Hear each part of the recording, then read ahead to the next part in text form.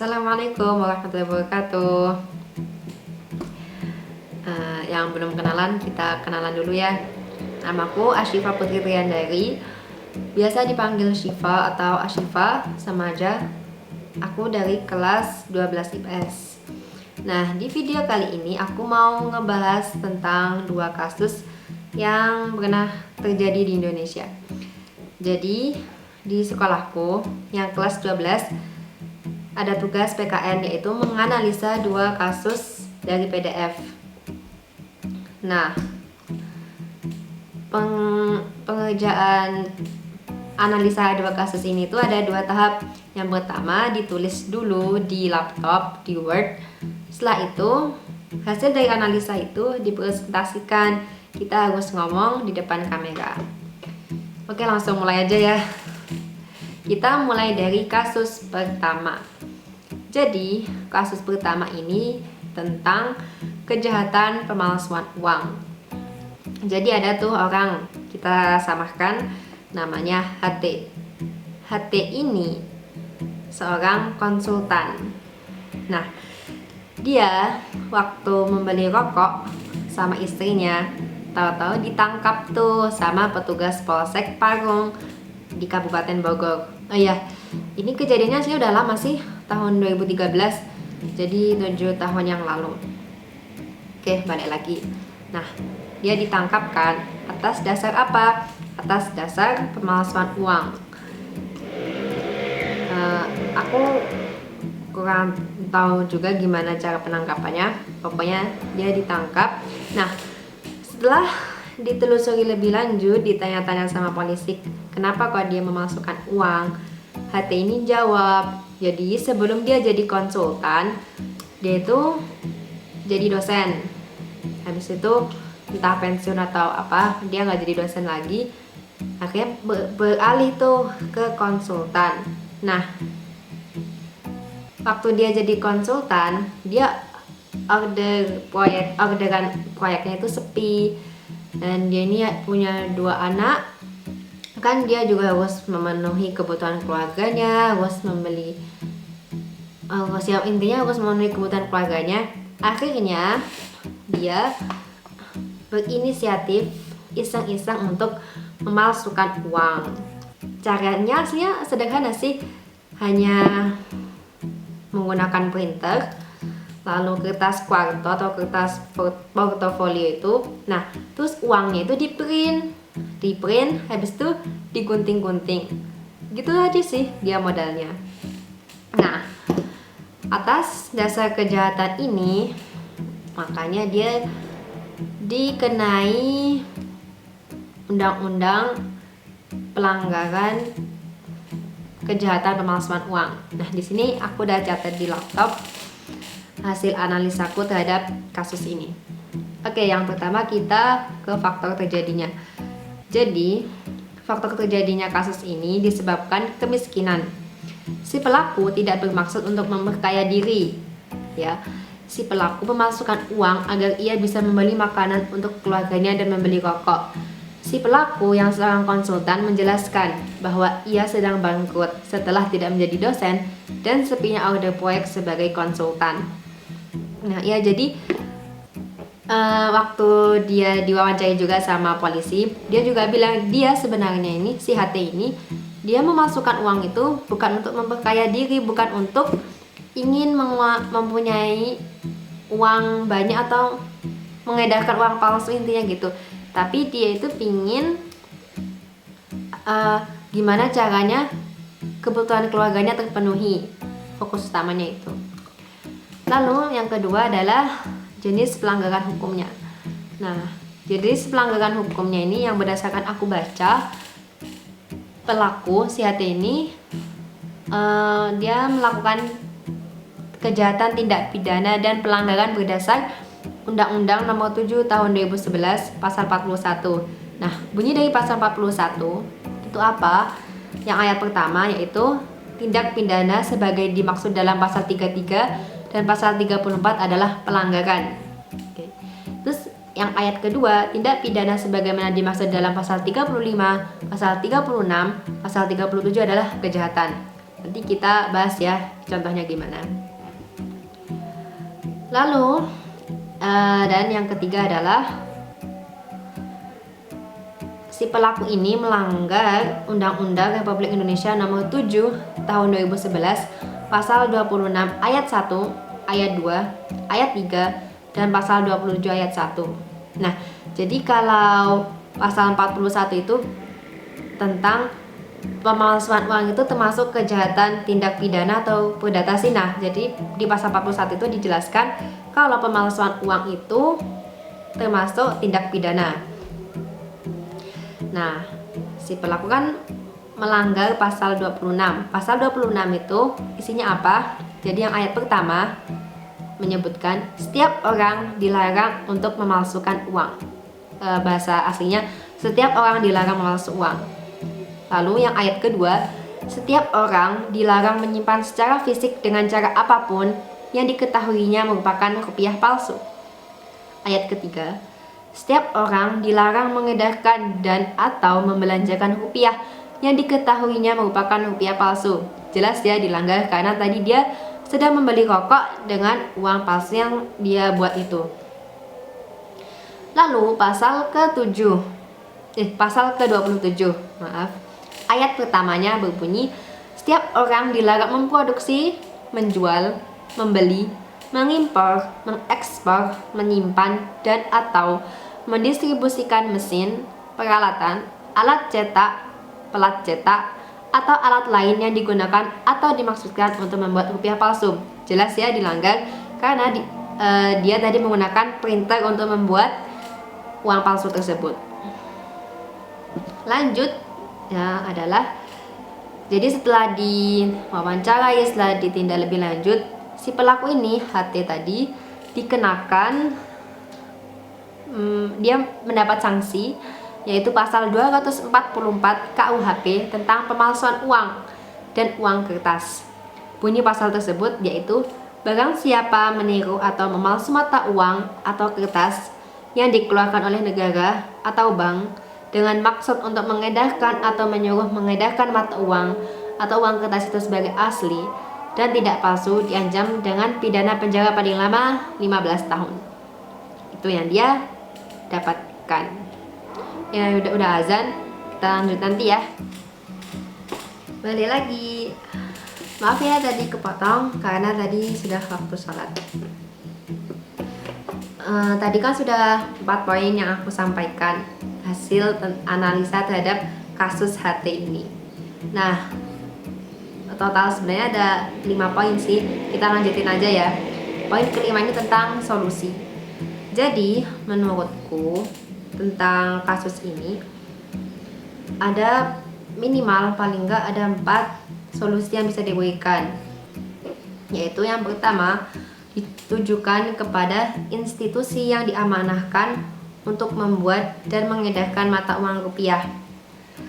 Institusi tersebut harus sebisa mungkin membuat uang yang tidak mudah untuk dipalsukan.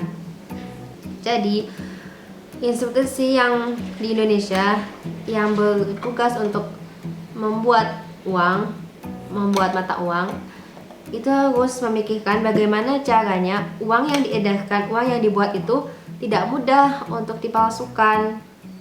Seperti itu. Yang kedua adalah lembaga pembuat undang-undang. Lembaga tersebut adalah DPR dan pemerintah.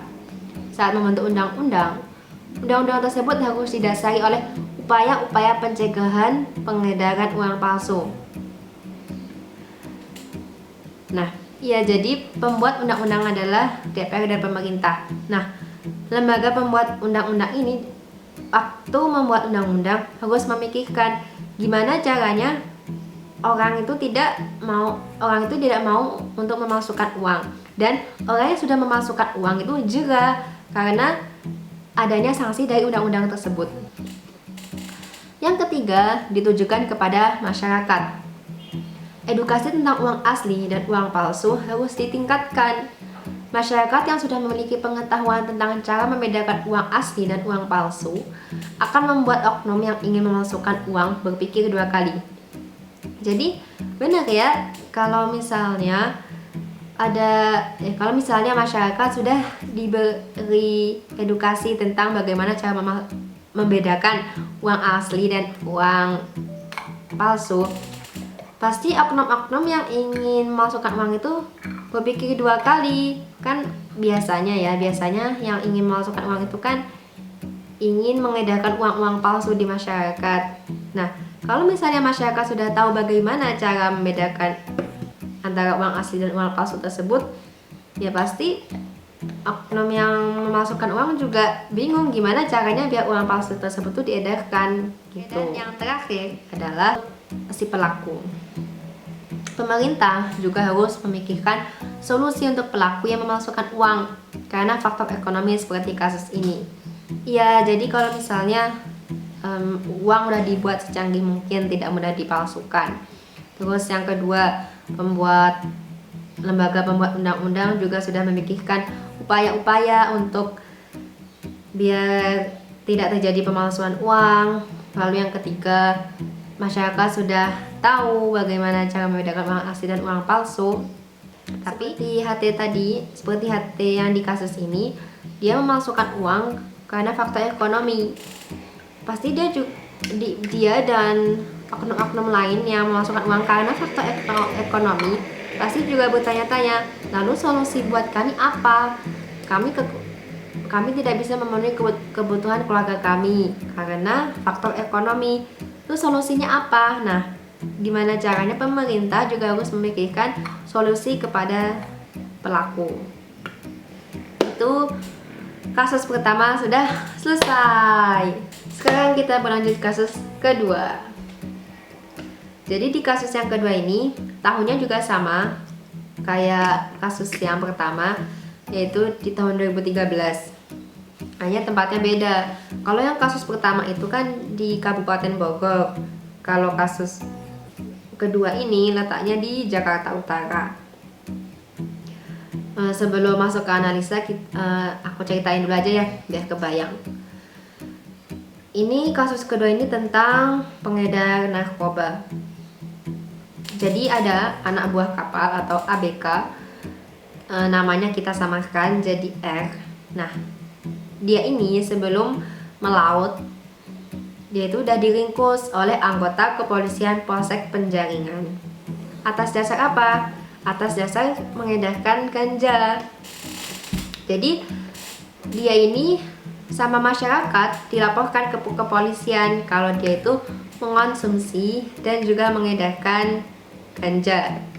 Nah, udah tuh anggota kepolisian kan gerebek rumahnya.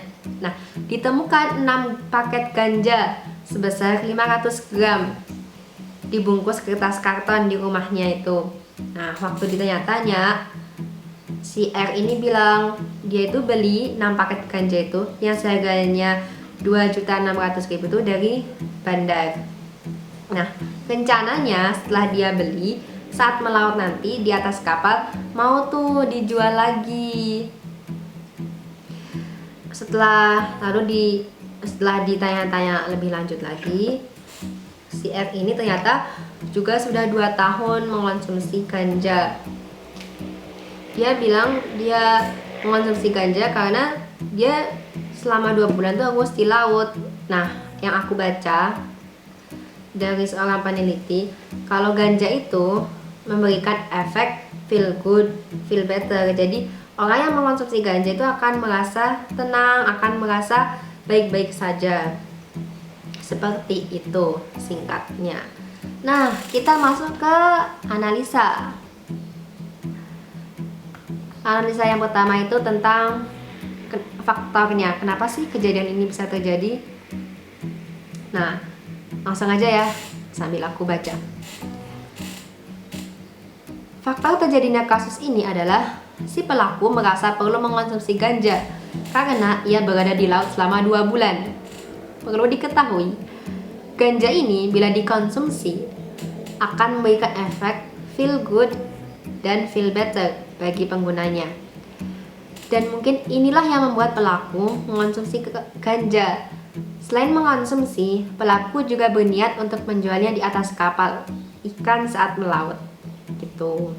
Itu faktor terjadinya jadi mungkin karena dia mengonsumsi ganja itu merasa lebih baik, merasa lebih tenang, akhirnya dia mengonsumsi ganja saat melaut yang sudah terjadi selama 2 tahun. Nah, jenis pelanggaran hukum yang dilakukan R adalah tindak kejahatan pidana. Berdasar kasus yang terjadi, kasus ini termasuk dalam Undang-Undang Nomor 35 Tahun 2009 tentang narkotika pasal 114 ayat 1 dan ayat 2 yang bunyinya ayat 1. Setiap orang yang tanpa hak atau melawan hukum menawarkan untuk dijual, menjual, membeli, menerima, menjadi perantara dalam jual beli, menukar, atau menyerahkan narkotika golongan 1 dipidana dengan pidana penjara seumur hidup atau pidana penjara paling singkat 5 tahun dan paling lama 20 tahun dan pidana denda paling sedikit 1 juta dan pidana denda paling sedikit 1 miliar rupiah dan paling banyak 10 miliar rupiah. Nah, perlu diketahui narkotika itu ada 3 golongan. Nah, golongan yang pertama itu adalah narkotika yang hanya dapat digunakan untuk tujuan pengembangan ilmu pengetahuan dan tidak digunakan dalam terapi, serta mempunyai potensi sangat tinggi mengakibatkan ketergantungan seperti ganja, sabu-sabu, kokain, opium, heroin, dan lain-lain. Nah, karena tadi narkotika yang dia edarkan ini adalah ganja, jadi masuk ke golongan 1. Lalu ayat 2 pasal 114-nya bunyinya, dalam hal perbuatan menawarkan untuk dijual, menjual, membeli, menjadi perantara dalam jual beli, menukar, menyerahkan atau menerima narkotika golongan 1 sebagaimana dimaksud pada ayat 1 yang dalam bentuk tanaman beratnya melebihi 1 kg atau melebihi 5 batang pohon atau dalam bentuk bukan tanaman beratnya 5 gram, pelaku dipidana dengan pidana mati, pidana penjara seumur hidup, atau pidana penjara paling singkat 6 tahun dan paling lama 20 tahun dan pidana denda maksimum sebagaimana dimaksud pada ayat 1 ditambah 1/3. Lalu tentang yang poin itu tadi poin ke-1, 2, dan 3. Selanjutnya poin keempat yaitu sanksi yang diterima oleh pelaku. Nah, dalam kasus ini sanksi yang diterima tersangka atau R tadi adalah ia dijerat pasal 111 dan pasal 112 Undang-Undang Narkotika Nomor 35 Tahun 2009 atas kepemilikan dan penyalahgunaan narkotika dengan ancaman hukuman penjara minimal 5 tahun dan paling lama 20 tahun, atau pasal 114 tentang pengedaran narkoba dengan ancaman hukuman mati.